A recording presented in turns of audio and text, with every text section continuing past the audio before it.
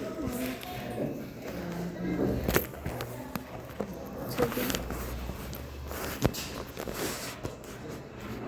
ver chicos, el día de hoy vamos a continuar con lo que son cardiopatías congénitas. Como hemos dicho, vamos a tocar las acianóticas, que son la complicación interventricular, interauricular y la persistencia del conducto arterioso. Y dentro de las cianóticas vamos a hablar de lo que es la tetralogía del Fallot y lo que es la transposición de grandes vasos. Con eso terminamos lo que es cardiopatías congénitas y el único tema que nos falta son de las arritmias.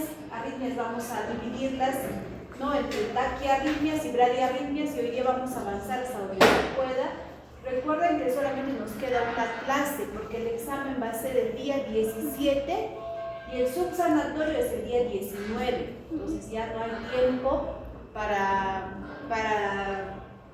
suspender alguna clase, ¿no? Entonces la comunicación interauricular es más frecuente en mujeres, miren, con una proporción de 2:1.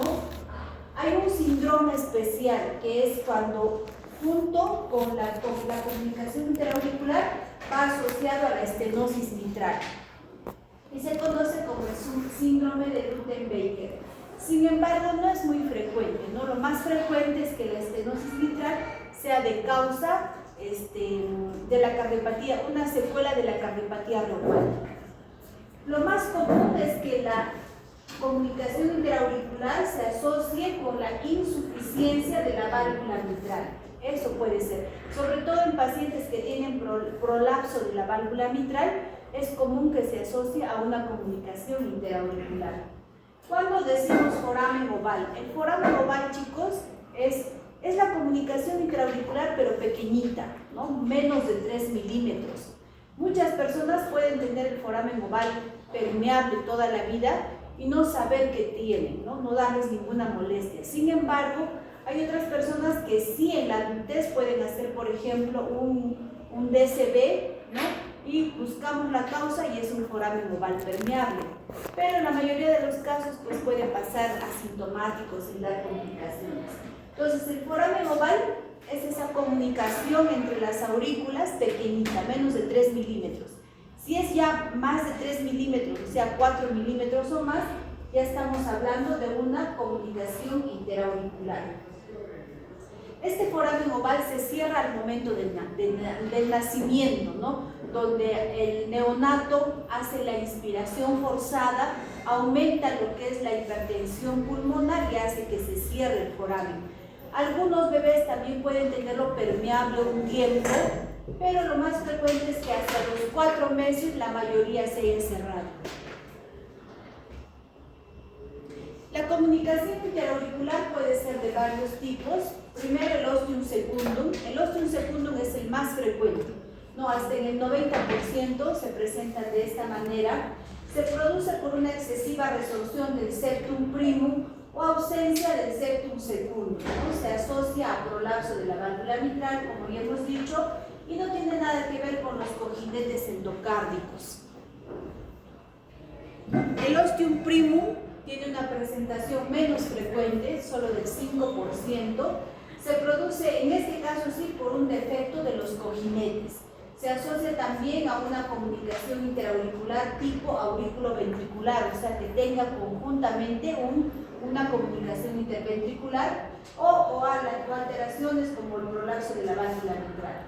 Entonces, es una forma parcial del canal aurículo-ventricular, ¿no? En la forma completa hay comunicación de 4 cavidades, o sea, están comunicadas tanto entre aurículas como ventrículos en el tipo canal. ¿Y dónde se ve más frecuente? En pacientes que tienen síndrome de Down. Se asocia también a una hendidura de la valva anterior de la mitral, o sea, se asocia a una insuficiencia de la válvula mitral. Y el otro 5% es la otra forma de presentación, que es el tipo seno venoso. Está localizado cerca de la vena cava superior, ¿no?, o de la vena cava inferior. Se asocia a anomalías de drenaje de las venas pulmonares en el lado derecho. Entonces, miren, acá tenemos el septum. Recordemos que nuestro corazón pues no tiene un septum totalmente recto, no es como una pared, como una madera, sino tiene porciones membranosas, musculares. Entonces, en la comunicación interauricular, miren, este es el tipo ostium secundum, que es el más frecuente, 90% de presentación. Este es el ostium primum y este es el tipo seno venoso.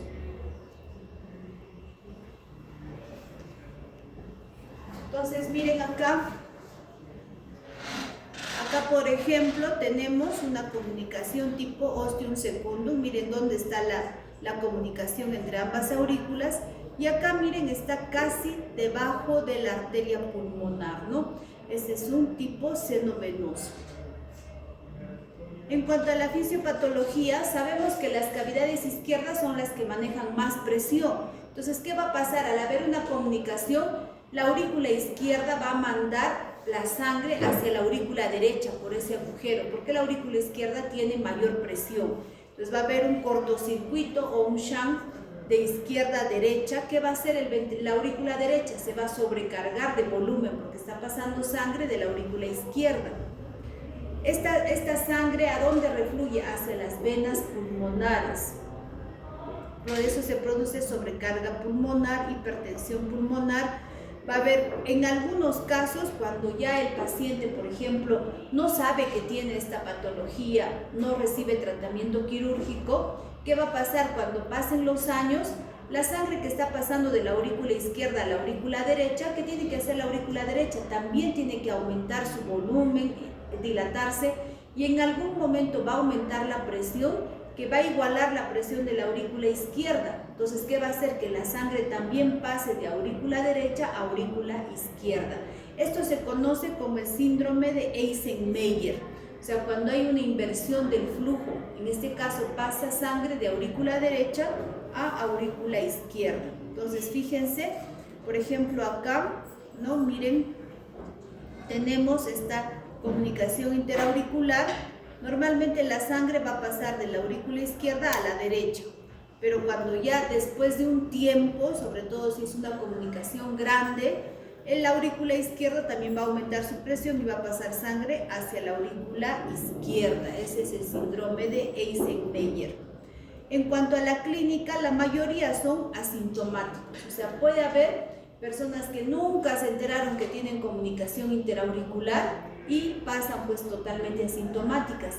Ahora, esta es una patología, chicos, que se diagnostica más en la adultez, más que otras patologías. ¿Por qué? Por ejemplo, hay pacientes que aparentemente no tienen nada malo en el corazoncito, no tienen ningún antecedente y hacen un infarto cerebral, ¿no? Entonces, hacen el infarto cerebral y cuando hacemos la búsqueda de la etiología, vemos que ese paciente tiene una comunicación interauricular o a veces simplemente tiene un foramen oval, ¿no? Ya es esta complicación ya cuando es adulto. Ahora, si ya es esta comunicación tipo canal auriculoventricular, ahí ya hay pues comunicación tanto de aurículas como ventrículos. Como ya hemos dicho, hay comunicación de las 4 cavidades y se presenta más frecuentemente en el síndrome de Down, ¿no? Ahí sí puede haber disnea, dificultad para respirar y en algunos casos puede haber hasta ligera cianosis. A la auscultación que vamos a tener un primer tono fuerte, o sea, el primer ruido es fuerte, un soplo sistólico que se va a escuchar en el foco pulmonar, o sea, en el segundo espacio paraesternal izquierdo. Hay un desdoblamiento fijo del segundo ruido, ¿no? O sea, el segundo ruido está desdoblado. Puede haber un soplo que dure toda la sístole, pansistólico, siempre y cuando esta comunicación esté asociada a lo que es la insuficiencia de la válvula mitral, en caso de que sea tipo ostium primum. Entonces vamos a tener el soplo sistólico en el foco pulmonar. Esto es, chicos, miren, esta es la comunicación tipo canal. O sea, ¿a qué nos referimos tipo canal? Miren, hay una comunicación tanto de aurículas acá como de ventrículos. Entonces, acá están comunicadas las 4 cavidades. Entonces, las cavidades izquierdas sí manejan mayor presión y la sangre debe pasar de las cavidades izquierdas a las derechas. Pero como la comunicación es grande, miren que prácticamente no hay septum, puede haber sangre que pase de las cavidades derechas a las cavidades izquierdas, entonces el paciente va a tener un poco de cianosis. En el electrocardiograma, ¿qué podemos encontrar? Podemos encontrar crecimiento, ¿no?, de aurícula derecha, o también podemos tener un bloqueo de rama izquierda, un bloqueo incompleto de rama izquierda. Entonces miren, esta es la imagen, ¿no? No hay una gran cardiomegalia, pero sí hay crecimiento de aurícula derecha, ¿no?, con aumento del flujo pulmonar. Como en todas las cardiopatías congénitas, el diagnóstico lo hacemos por ecocardiografía, no solamente para ver qué tipo es, o sea, si es tipo ostium primum, ostium secundum, o es tipo seno venoso, sino para ver si tiene repercusión hemodinámica, ¿no? O sea, para ver si, por ejemplo, el paciente puede estar en falla cardíaca, si es grande o si es tipo seno venoso, el paciente puede hacer falla cardíaca. Entonces, miren acá. ¿Y cuál es la vista para ver el septum interauricular? El subsifoideo, ¿no? O sea, por debajo del apéndice sifoides, ahí vemos. Es fácil ver en niños, en adultos no es tan fácil por el problema del abdomen, ¿no? A veces hay grasa abdominal, entonces ya es un poquito más difícil esta vista. Pero es la mejor vista para ver la comunicación, el septum interauricular. Miren, por ejemplo, acá tenemos las aurículas, acá tenemos los ventrículos, septum interventricular, y miren, el septum interauricular está incompleto. Entonces ponemos Doppler y podemos ver que la sangre está pasando de aurícula izquierda a aurícula derecha. En cuanto al pronóstico, algunos cierran antes de los 2 años, o sea, hay que hacerles controles, ¿no? Las comunicaciones interauriculares pequeñas, o sea, menos de 8 milímetros, tienen un buen pronóstico sin tratamiento, cierran espontáneamente más del 87% en el primer año de vida. No pueden estar asintomáticos hasta los 30, 40 años, ¿no? Ahí es cuando ya pueden, por ejemplo, hacer un infarto cerebral, y esa puede ser la causa. La mayoría decide tratamiento quirúrgico. ¿Para qué? Para evitar el síndrome de Eisenmenger, o sea, esa inversión del flujo de derecha hacia izquierda. Esta inversión es más frecuente, por ejemplo, en comunicaciones tipo canal, ¿no? La mortalidad en tipo canal al año de 50%. Entonces, ese tipo canal, que ya sabemos que se da más frecuentemente en pacientes con síndrome de Down, tiene que ser corregido quirúrgicamente. El tratamiento: deben operarse a los 3 a 6 años, ¿no?, cuando no hay todavía hipertensión pulmonar. Ahora, si es sintomático, o sea, si el paciente tiene signos de falla cardíaca, pues tiene que operarse a cualquier edad, por más que sea más de 6 años. ¿Cuándo no se opera? Cuando ya hay una hipertensión pulmonar grave. En ese caso ya no se opera, ¿no? Entonces, ¿qué se hace? Se puede suturar lo que es la comunicación interauricular, o se puede poner un parche, o sea, entran por un catéter. Hay un dispositivo que se llama Amplatzer, que es como una sombrillita. Entran por el dispositivo, llegan a la comunicación interauricular y se abre la sombrilla, ¿no? Se abre el Amplatzer y cierra la comunicación interauricular. ¿Pero en quiénes se da esto? Por ejemplo, si es una comunicación pequeña, si tiene buenos bordes, ¿dónde va a morder este dispositivo? Pero si es, por ejemplo, tipo seno venoso, o no tiene buenos bordes, no tiene dónde cogerse, entonces no se va a poder, y va a tener que ser una cirugía abierta, ¿no?, con apertura del esternón, una cirugía abierta, y suturar la comunicación interauricular. Entonces, el cateterismo se puede dar, como ya hemos dicho, ¿no?, si tiene un buen borde, o sea, un buen reborde, o una pestaña donde se pueda anclar el dispositivo, que tenga un diámetro inferior a 25 milímetros, o sea, menos de 2.5, y que no tenga otra anomalía, ¿no? En ese caso se puede usar este tratamiento con Amplatzer por un catéter. Ahora, si es, por ejemplo, tipo ostium primum, ¿no?, y hay compromiso de la válvula mitral, tiene que ser además con reemplazo de la válvula mitral, una cirugía abierta. En caso que sea ostium primum, se da profilaxis para endocarditis infecciosa, o sea, cuando el paciente va a necesitar un procedimiento, por ejemplo, de la cavidad oral, de la cavidad gástrica, ¿no? Y si el paciente pues hace a la larga arritmia, se tiene que dar tratamiento para arritmias. Entonces fíjense, estas es las aurículas, este es el septum interauricular, este es el tratamiento a corazón, a pecho abierto, o sea, tienen que suturar esta comunicación. Y si el paciente tiene un CIA pequeño, menos de 2.5 centímetros, tiene buenos rebordes, se coloca este catéter, miren, entra por un catéter y este es el dispositivo, como les digo, como una sombrillita, como un paraguas, entra el dispositivo a la comunicación y se abre.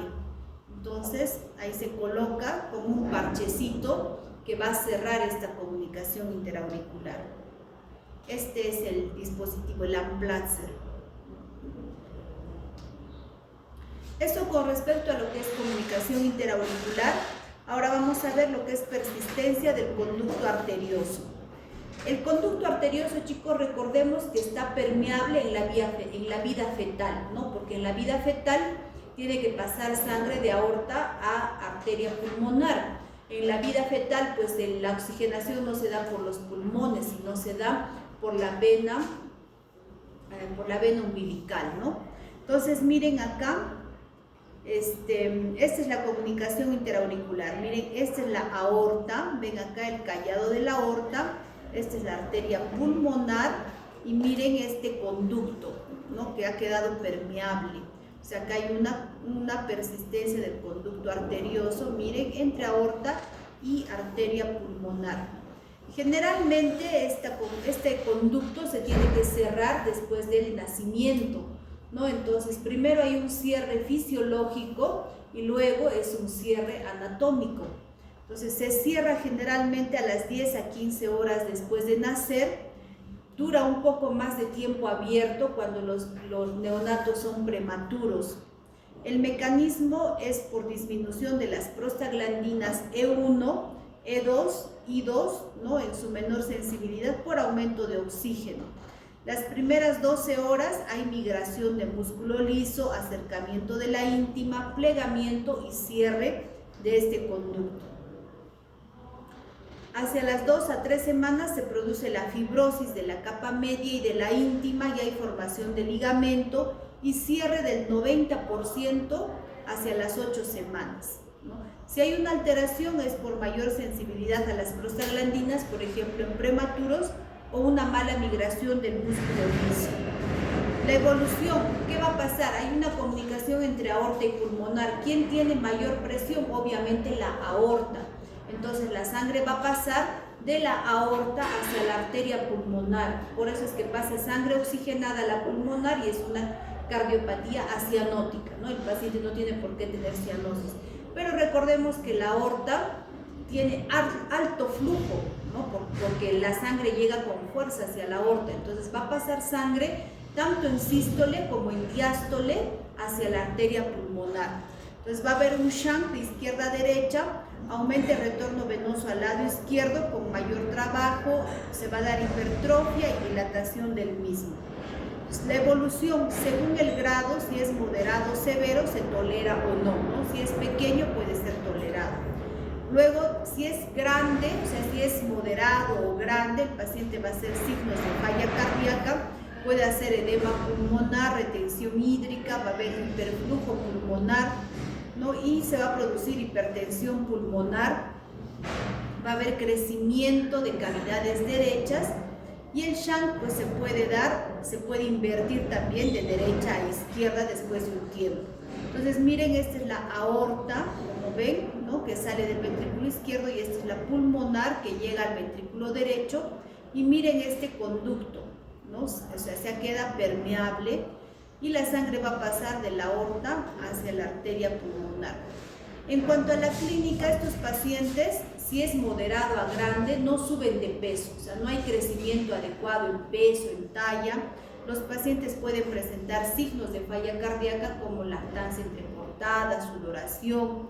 El pulso es pulso Zeller, ¿no? O sea, sube y baja bruscamente o saltón, similar a la insuficiencia aórtica. Puede haber un pulso amplio también. A la auscultación, acá chicos es el soplo de la persistencia del conducto arterioso es un soplo continuo, es un soplo que se escucha tanto en la sístole como en la diástole, porque la sangre pasa de aorta pulmonar tanto en sístole como en diástole. Entonces vamos a tener, ¿no?, un soplo sistólico continuo. También es conocido como el soplo de Gibson, ¿no?, o en maquinaria. Se escucha tanto en sístole como en diástole. Si el paciente está en falla cardíaca, se puede escuchar un tercer ruido. Soplo continuo en maquinaria o de Gibson, ¿no?, es lo que se conoce. La característica diferencial es que aumenta o disminuye con la posición de la cabeza, la presión arterial puede estar aumentada o la diferencial también puede estar aumentada, ¿no? O sea, una sistólica alta y una diastólica baja. Entonces, miren, el soplo más característico es el soplo continuo, tanto en sístole como en diástole. ¿Qué vamos a tener en el electrocardiograma? Fíjense, acá tenemos sobrecarga de cavidades. Miren, ahí el B1, ¿dónde está? Acá está. Miren B1, miren B5, B6, hay una hipertrofia, ¿no?, del ventrículo izquierdo. Si ustedes hallan el Sokolov acá, hay una hipertrofia del ventrículo izquierdo. Y también en D2, D3, ABF, miren, hay un ST infradesnivelado, o sea, sobrecarga también de cavidades derechas. Este es el electrocardiograma de estos pacientes. Miren la forma, es una cardiomegalia, ¿no es cierto? Miren cómo está crecido y miren la pulmonar está bien, el cono de la pulmonar también está aumentado. La ecocardiografía también nos da el diagnóstico, no solamente para ver el tamaño, sino para ver la repercusión hemodinámica. Miren, en esta vista es un eje corto paraesternal. Miren, esta es la aorta. Perdón, esta es la aorta, la que está al medio es la aorta. Aunque no, acá está perdón, este no es un paraesternal eje corto, este es un supraclavicular. Esta es una vista supraclavicular, esta es la aorta, el callado de la aorta, y esta es la arteria pulmonar. Entonces, ahí donde ven este shunt, esta es la persistencia del conducto arterioso. El tratamiento depende mucho, ¿no?, si es solamente persistencia del conducto arterioso o es parte de una cardiopatía más compleja. Si es solamente la persistencia del conducto arterioso, esta patología tiene que ser corregida quirúrgicamente, ¿no? Se dice ductus diagnosticado, ductus cerrado. O sea, ese paciente tiene que ir sí o sí al tratamiento, quirúrgico. Puede ser por un catéter, como vamos a ver, o puede ser una cirugía abierta. Ahora, por ejemplo, si hay persistencia del conducto arterioso en prematuros, se puede usar AINES, ¿no? Dentro de los AINES se puede usar, por ejemplo, el ibuprofeno, o se puede usar la indometacina, que inducen el cierre de la persistencia del conducto arterioso. Si es menor a 1250 gramos, el prematuro, se puede usar 2 miligramos por kilo dosis, y luego 1 miligramo por kilo dosis a las 12 horas y a las 36 horas. Y ahí se hace un control para ver si se ha cerrado. Si el neonato o el prematuro pesa más de 1250, se puede usar 2 miligramos por kilo dosis y se repite a las 12 horas y a las 36 horas. Otra pauta puede ser una pauta corta, que se puede usar 1 miligramo kilo día por unos 5 a 6 días, y luego se hace el control ecocardiográfico para ver si el ductus se ha cerrado. El tratamiento puede ser quirúrgico o intervencionista, ¿no? Por ejemplo, el intervencionista igual se entra por un catéter, ¿no?, y se pone ahí como un amplacer también para que cierre esta comunicación, ¿no? Doble paraguas, vamos a ver ahorita, un dispositivo que tiene la forma de doble paraguas. Ahora, si el paciente también es importante si es sintomático o asintomático, ¿no? Por ejemplo, ¿en quiénes se puede colocar este tratamiento? Si el paciente pesa más de 8 kilos, si tiene más de 1 año y si la persistencia del conducto es menos de 8 milímetros de diámetro. Ahí se puede colocar GOIL, espirales o estos dispositivos. Ahora, si el paciente es pequeño, digamos que no pesa 8 kilos, pesa mucho menos, 4 kilos, porque estos pacientes pues pueden estar en falla cardíaca y no suben de peso. ¿Por qué no suben de peso? Porque no tienen una buena lactancia, porque están en falla cardíaca, están constantemente congestionados. Entonces estos pacientes tienen que ser sometidos a tratamiento quirúrgico. Se hace una ligadura, una sección o se hace una sutura, ¿no? Con una toracotomía izquierda. Tiene baja mortalidad. Se puede diferir si hay, por ejemplo, endarteritis, ¿no? Si el paciente está con esta patología. Entonces, ¿cuándo se opera? ¿Cuándo se opera? Si pesa menos de 8 kilos, tiene que ser tratamiento quirúrgico, ¿no? O si está sintomático, o si el ductus tiene gran tamaño, o si tiene hipertensión pulmonar importante, ¿no? Y en algunos pacientes que están asintomáticos, pues se puede diferir hasta que el paciente tenga más de 8 kilos y pueda ser sometido a un tratamiento de cateterismo. Pero si ya está en falla cardíaca, tiene que ser operado, ¿no? Entonces, miren, acá por ejemplo, esta es una imagen, miren, esta es la aorta, esta es la arteria pulmonar, esta es la persistencia del conducto arterioso. Entonces se puede hacer una ligadura o se puede coser ambos bordes y cortar, ¿no? Para que no quede esta persistencia del conducto. Otro que es por catetería también, miren, acá está la aorta, la pulmonar, esta es la comunicación, la persistencia del conducto arterioso, y miren, acá entran por un catéter y este amplatzer o sombrilla, o doble sombrilla como se llama, se pone en la comunicación y se abre, ¿no? Se abre y de tal manera que deja como un parche ahí en la comunicación, ya no hay esta persistencia del conducto. Esto, chicos, es todo con respecto a las patologías congénitas acianóticas. Ahora vamos a ver lo que son las cardiopatías.